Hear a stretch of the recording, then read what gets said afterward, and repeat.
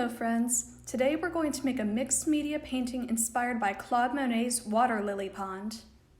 For this project you'll need watercolor paper, brown or black construction paper, watercolor paints, yarn, and green tissue paper.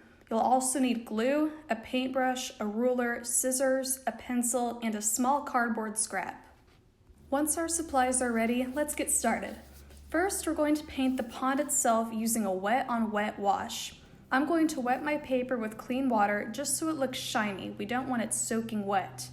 Then, while my paper is still wet, I'm going to take some color and just touch it to the paper, and it should spread out nicely. I think plain blue water is kind of boring, so I'm going to mix blue with a bit of green, but you may want to try other combinations like blue and purple.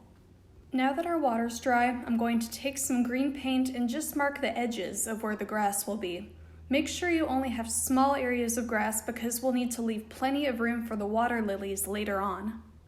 Next, we're going to measure and cut the construction paper. It may help to have these pre-cut before starting this project, but I'll still show you how I cut mine.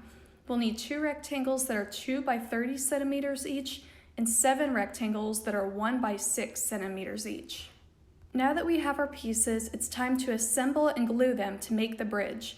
I'm going to lay the 2 long rectangles side by side, then glue the short rectangles on top of them like train tracks. Try to keep them straight and placed evenly apart. Once the bridge is dry, we can glue it down on our paper.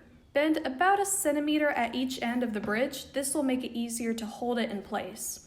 Put just a dot of glue at each bent piece, then carefully place the bridge over the water, making sure the ends are touching the grass.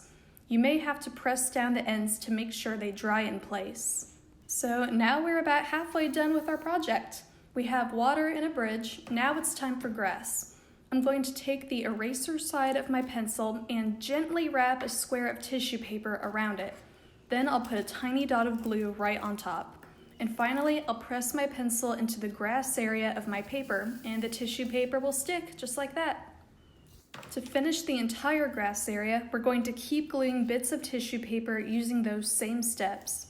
This part of the project is challenging because it takes a while to fill the whole area, so the key is to be patient and try not to leave any white spots. Next, we're going to make our water lilies. You can use pink, orange, yellow, whatever you think will look best against your background. I'm going to hold a small strand of yarn against my cardboard scrap, like this, then wrap a long strand of yarn around the whole thing.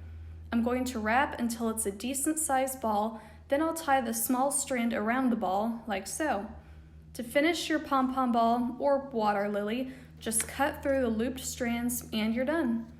Pom-pom balls can be tricky the first time you make them, so if you have any problems, feel free to rewind this video and watch the steps again, or ask a friend or an adult to help if possible. For this project, you'll want to make between 3 and 6 water lilies.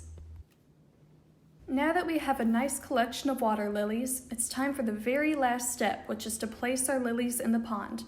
Arrange them however you'd like, and once you're happy with the composition or placement of objects in your art, go ahead and glue them down.